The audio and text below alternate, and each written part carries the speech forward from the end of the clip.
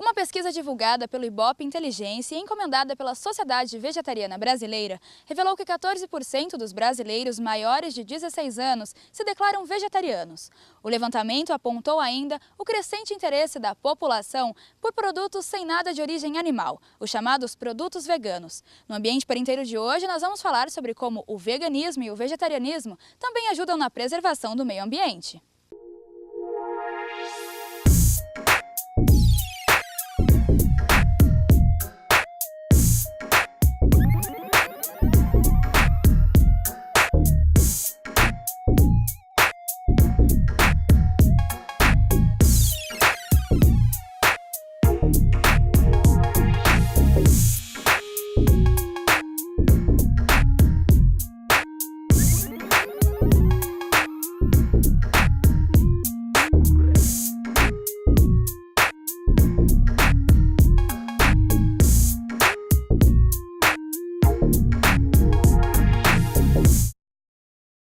O vegetarianismo ele é definido como uma dieta. Então, ele é um sistema alimentar que exclui todos os derivados ou os componentes animais, né?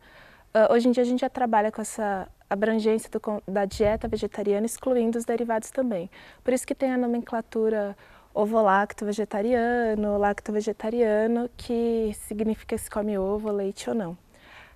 O veganismo, ele utiliza a dieta vegetariana, mas ele é uma filosofia, ele é um ethos, um modo de vida, ele é mais amplo, né?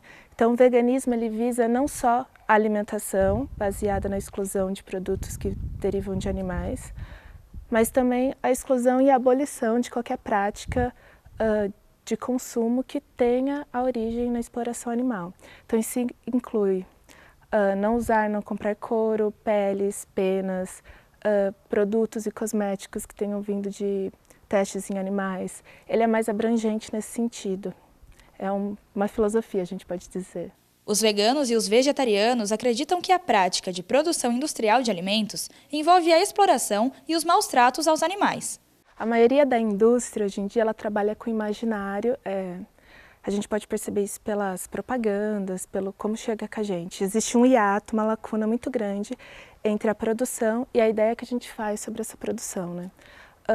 O imaginário com que se utiliza é o imaginário da fazenda, dos animais livres, né? Comendo grama, tomando sol. E a produção industrial, ela é radicalmente diferente desse modelo de produção tradicional, né? Geralmente ela produz os animais em confinamento, em grande escala. Então a violência do processo começa desde a inseminação desses animais, da produção forçada. Só para citar o caso da indústria do leite, por exemplo, nem para falar dos frigoríficos, mas da indústria do leite, porque tem muita gente que questiona, mas por que não se tomar leite, né? Não machucou a vaca, não matou a vaca para tirar o leite. E assim como nós que somos mamíferos, a gente só produz leite porque a gente engravidou e teve uma cria. Então a indústria dos laticínios ela necessita de vacas prenhas inseminadas constantemente para que se produza esse leite. Então a violência já começa na inseminação artificial de um animal, né? Simplesmente para extrair uma secreção mamária, por exemplo, para fazer produtos. E daí os bezerros são apartados das vacas, elas são postas nesse estresse, assim, de perder o filho, né? A própria extração do leite, de ser mecânica, sistemática, dos hormônios para estimular a produção de leite, dos antibióticos que geralmente são administrados, porque essas vacas sofrem de mastite. Então esse é um produto que, na produção industrial, não tem como vir de outro jeito que não seja um fruto de uma violência desses animais. Então, toda a cadeia ela é violenta dentro de uma produção industrial, né? Porque aquele ser que sente, que tem uma vida, ele é entendido simplesmente como um produto. É transformar uma vida em uma mercadoria e esse processo não pode ser outra coisa senão radicalmente violento. Uma das consequências do consumo de alimentos de origem animal são os graves impactos ambientais deste tipo de produção. Dentre as principais consequências ao meio ambiente estão questões como o efeito estufa e o desmatamento. Quando a gente fala do efeito estufa e das consequências que ele tem, seja aquecimento global, derretimento das calotas, a gente pensa geralmente em combustível fóssil, né? Queima de petróleo, extração de petróleo. Porém, o principal agente, a principal causa de produção de gás de efeito estufa nesse planeta é a agropecuária. não é o setor dos transportes. E aí fica essa pergunta, por que a gente não trata, quando a gente vai falar de mudanças climáticas, a pecuária como grande agente causador, né? E como que isso se produz? Muitos dos gases de efeito estufa, os principais são o CO2 e o metano. O CO2 ele possui uma capacidade de se aquecer na atmosfera, que é produzido pelo escapamento de carros e também pelas grandes queimadas e pelos grandes desmatamentos que ocorrem para a expansão da agropecuária. Então, nesse sentido, a pecuária ela promove o desmatamento.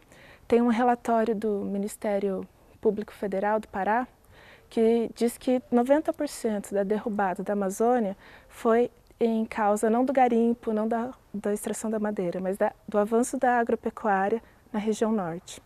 Então, só para pensar nisso, a gente tem 90% da floresta amazônica desmatada para a expansão da agropecuária. E isso promove queimadas, isso tem uma série de efeitos ambientais. A gente tem uma produção de da metade de todas as sementes produzidas no planeta são destinadas a virar ração animal. Então, a demanda por ração animal, seja no Brasil, que tem um rebanho de gado maior do que de gente, sem contar de porcos, sem contar de aves, essa demanda pela produção agrícola animal ela é muito grande, né? Os grandes latifúndios de soja, eles são destinados principalmente para ração animal. A gente não come tanta soja assim, né? Nem se quisesse daria conta de comer toda a soja que é produzida. Então, assim, a cadeia da produção do boi, ela está ligada a uma série de eventos, desde a derrubada de floresta, do soterramento dos solos, da má gerência e da ocupação dos solos, dos conflitos agrários indígenas que a gente tem hoje. A maioria dos conflitos indígenas eles estão localizados em centros de produção agropecuária, da produção de CO2 e de metano, na produção com má gerência, por exemplo, dos rejeitos produzidos por essa atividade, seja nos estercos, nos insumos que é usado, em culturas que demandam muito agrotóxicos. O boi ele é o centro o boi industrial, né? Não culpabilizando o bichinho que está lá, mas a lógica de toda essa produção, assim, ela custa muito para o meio ambiente, né? Não consumir carne para vegetarianos e veganos é uma questão ética, filosófica e ambiental. A maioria das pessoas, quando fala de veganismo, acha que é uma coisa de compaixão, né? Ai, que bonitinha, ela não come porque ela tem dó, né? E o veganismo, ele vem mostrar que não é por dó, ou só por dó que eu não como, é porque tem uma lógica que sustenta todo o processo de comer carne, da qual eu me oponho, da qual eu me recuso a fazer parte, né? Se esse alimento ele é tão danoso para o meio ambiente, para o ser, para a produção humana que está envolvida nisso, por que então sustentar essa lógica? O veganismo sim tem essas demandas, tem essa pauta ambiental muito grande. Tanto que a Sociedade Vegetariana Brasileira tem uma campanha, que é a Segunda Sem Carne, da qual eles propõem a redução do consumo de carne, começando pela segunda. Então, só ficar segunda-feira sem comer carne. E se você pegar o banner ou o cartaz deles, você vai ver que todas as informações de água, de floresta, de gás CO2 que é produzido, estão todas lá na capa da campanha. Então, assim, não coma carne pelo meio ambiente, por você também, né? Afinal de contas, por que o consumo de carne ainda é tão comum na nossa sociedade? Quem come carne geralmente defende a bandeira do é natural, é normal e é necessário, né? Se eu não comer carne eu vou morrer, o meu corpo precisa. Quando você tem essa lógica, você defende como se isso fosse um dado da natureza, algo natural. E a gente esquece que comer carne é uma questão cultural. Por exemplo, a gente não come carne de cachorro, mas carne de cachorro não alimenta? Se eu não comer uma carne de cachorro não vai ter lá aminoácidos, sais minerais, gordura. Sim, é um alimento, mas é comida? Não é, a gente não identifica como comida, simplesmente por uma lógica cultural. Se a gente talvez morasse em alguns países asiáticos, a gente ia comer cachorro tranquilamente, não ia ter problema nenhum. E a resistência é justamente essa cultural, né? Primeiro porque você tem uma grande indústria por trás que incentiva, seja em propaganda, seja por patrocinar artigos científicos que promovam o consumo da carne.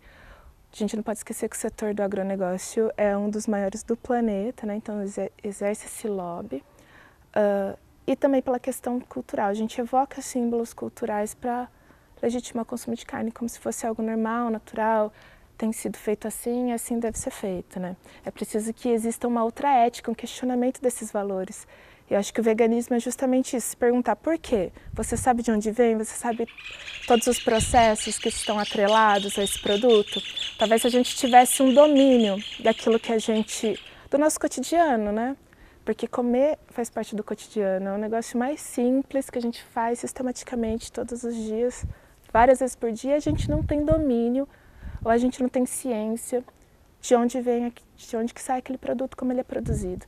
Se a gente tivesse talvez mais acesso a esses saberes, a gente começaria a mudar a nossa alimentação. Também não acredito que seja só uma questão de conhecimento, assim, é porque existe uma lacuna, às vezes, entre o saber e a ação. Tipo, essa lacuna, não sei se é uma lacuna de compaixão, de sensibilização, porque a gente pode pensar assim, eu sei que tem que separar o lixo na minha casa. Um exemplo que deve acontecer em muitos lares. Eu sei que reciclagem vai fazer bem para o meio ambiente. Mas por que eu não reciclo? Falando de gente que não separa o orgânico, por exemplo, do reciclável. Por que eu jogo tudo na mesma lata, se eu sei que faz diferença? Eu sei que faz diferença, mas eu não faço. Então, esse saber entre ser só um conhecimento que eu reproduzo e algo que eu aplico na minha vida, é preciso um despertar, uma consciência, uma compaixão, uma ética. Aí que a gente fala de valores do veganismo também, né? Não é que eu não... E aquela coisa, tem gente que me questiona e fala, mas você não pode comer carne, né? Daí eu corrijo na hora, eu falo, não é que eu não posso. Posso sair daqui, passar no açougue e comer. A questão é assim, eu não quero, não faz parte do que eu acredito. Apesar das formas de alimentação e filosofias de vida que visam a diminuição do consumo de carne, é necessária uma conscientização individual para mudar esse cenário. É um compromisso de cada um, né? Porque quando a gente fala de veganismo, a gente fala de um movimento, de uma militância. É claro que a gente espera valores que sejam coletivamente construídos, socialmente construídos. Mas o passo tem que ser individual, né? É você na sua capacidade de discernimento de indivíduo, de sujeito consciente, sujeito histórico, que decide o seu futuro, decide a sua vida, por exemplo, através do consumo. O que a gente consome diz muito sobre a gente, né? Por exemplo, você compraria de uma marca que sabe que é produzida com trabalho escravo? Tem muita gente que não se incomoda com isso. E tem muita gente que fala, não, eu não quero pôr meu dinheiro aí. Essa consciência, ela é uma autonomia do indivíduo decidir. Eu acho que se a gente trabalhasse nesse sentido, a autonomia, o esclarecimento de cada um e das suas práticas, né? Se cada um fosse mais responsável pelo que faz. E acho que isso pressupõe também uma mudança de valores, né? Porque a nossa sociedade ela é muito individualizada. A gente pensa muito no indivíduo. Eu tenho o direito de comer isso, eu tenho o direito de comprar da marca que eu quiser, eu. E qual é a responsabilidade que você traz para o meio, né? Qual que é a relação que você estabelece com os outros? A gente só exige direitos, mas a gente não se responsabiliza por aqueles, pelas vidas que morreram, pelas mãos escravas que produziram aquilo e vão continuar produzindo. Aquilo você simplesmente separa como se não fosse sua responsabilidade. Talvez isso é um sonho utópico, né? Estou falando aqui um desejo do coração, talvez mais do que da minha razão, mas se a gente conseguisse construir sujeitos que se importassem mais, né?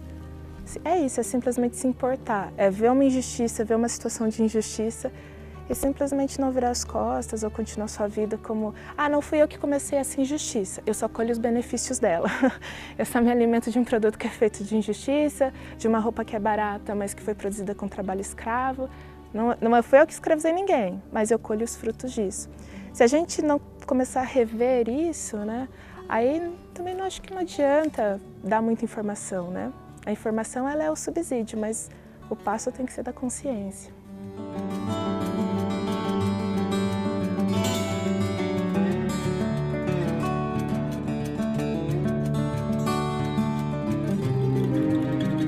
Este foi mais um Ambiente por Inteiro. Acompanhe esse e outros programas da TV Unimap pelas nossas redes sociais ou pelo nosso site tvunimap.com.br. Tchau e até a próxima!